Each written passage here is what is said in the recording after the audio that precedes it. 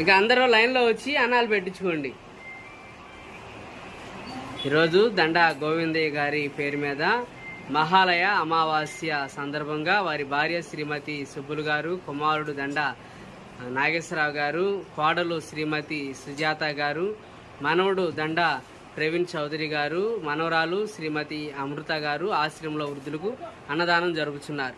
అన్నదాత అన్నదాత అన్నదాత.